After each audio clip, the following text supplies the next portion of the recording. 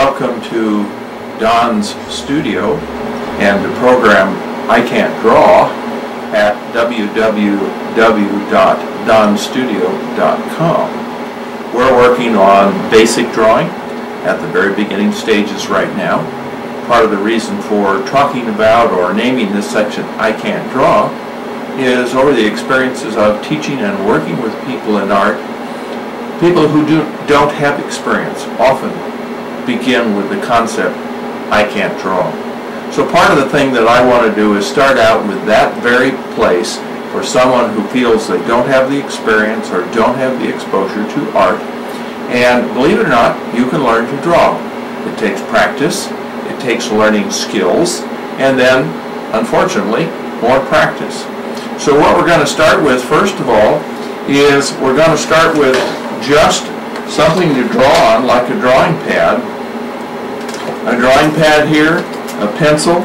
You should have a ruler, and I also strongly suggest getting one of these. Now this you're going to have to order online from an art store or buy from a store. It's called a kneaded eraser, and it's a rather neat tool because it kind of stretches like clay, which this is why the name, because this is kneading like you would knead bread. And part of the unique thing about this eraser is that by doing this, you're cleaning it. You can give it almost any shape you want by squeezing it, so you can make a long, thin line, or you can erase with a large area, or you can create just a point so that you can get into very small spots and erase. You can also erase with these by blotting. If I take and just blot on there, you can see how much it is removed. And once it gets dirty, I'm going to start kneading it, folding it over again. And right now, it's a little stiff because it's a little cold. As soon as you work it a little bit and warm it up, it's a lot like modeling clay. It starts blending and shaping very easily. Now, to draw, I have some art pencils, a 2B, a 4B, and a 6B. And what these refer to is the softness of the lead. The 6B has a much softer lead than the 2B. There's also H designations and other kinds of things to work with. You can work with just as easily with a regular number 2 pencil, okay, that you can get from the store. Now this is an HB2, which is really quite hard, but just a regular number 2. Now I've already have some lines on here, but let me do some others. Here is the HB2, and you can see the kind of line that it draws. If I work with the number 2, and again, depending on the pressure, you get a different kind of line. Here is the next one, which is the 4. Now I can feel the softness, and you can see I can get a much darker area with the 6B. I can also get a light touch, but even the lightest touch is fairly dark, and then with a moderate pressure I can really get into a very dark, solid kind of shade of gray. So you can work with a lot of different fancy pencils. You can spend a lot of money, or you can just walk around and pick up pencils that you find, or look at what you have around your own home and just sit and draw with them and see how they work. It doesn't really take a special pencil. This also has a what's called a pink pearl eraser on the end. They're pretty good for erasing also, except they make kind of a mess, as you can see here. And if you don't keep the eraser fairly clean, and usually what I do to clean it is I'll take a scrap piece of paper and do some erasing, and then come back and erase. They're mainly for really heavy-duty erasing. They do have kind of a tendency to smear a little bit, as you can see here. So you need a pencil, you need an eraser, you need paper. Right now I'm using a special drawing pad, but you can really use just a paper from your printer.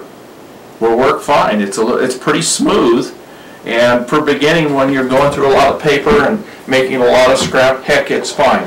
And I also suggest you get a ruler to work with. one of the nice things about a ruler, and what I suggest you work for, is an 18-inch ruler. I have a little bit bigger one right now, but the reason for the ruler, besides drawing a line, is that a lot of times if you're working on a drawing in an area like this, you don't want to put your hand on the drawing because you'll smear it. Well, you can take the ruler, use this hand over here as a brace, and then by resting your hand on the ruler, you don't touch the paper, then you can get in here and work and have a place to rest your hand and still have a place to work, and then you can move this around pretty easy to get what you work. So our basic materials: paper, ruler, pencil, and eraser. So let's get started and spend a little time drawing. One of the main things that I want to point out to you as we're working is, again, that idea about I can't draw. If you feel you can't draw, don't worry about it. There are some basic skills and things that one can learn that are quite easy. And I'm going to start with a very, very basic thing. And part of the first thing that has to deal with one of the elements of art in drawing, and we'll talk about several elements, but the beginning one is just line. And anybody can make a line. So if I take my pencil, and what I would like you to do, one of the things that I think will help you learn is you may hold your pencil when you're writing in some fashion like this to write letters, or where you have pen. And I've seen little different variations of the way people hold their pen.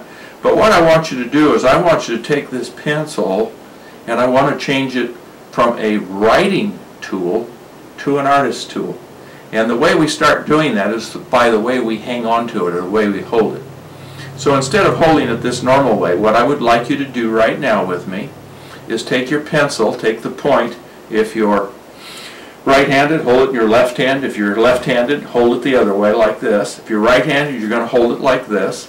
You're going to put your hand out with your fingers, bring your fingers down and just rest them about midway on the pencil, and then come underneath with your thumb and grab the pencil like so. So you're holding the pencil in this position. All right, now what this does is it encourages you to use your whole arm. One of the things that in writing many people have a tendency to do is they write with their fingers like so, rather than writing with their whole arm. It used to be when they taught writing, they taught you to use your whole arm. Part of the reason for that is you develop a better style. Also, it's not as tiring.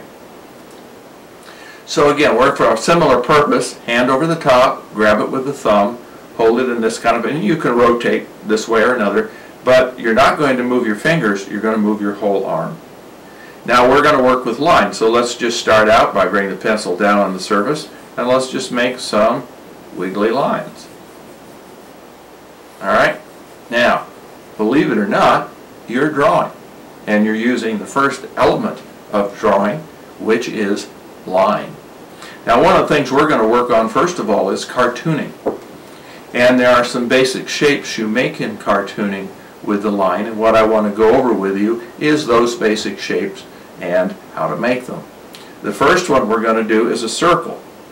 Now what I want you to do, and part of learning how to draw, is creating kind of an imaginary image in your mind or on the paper before you start.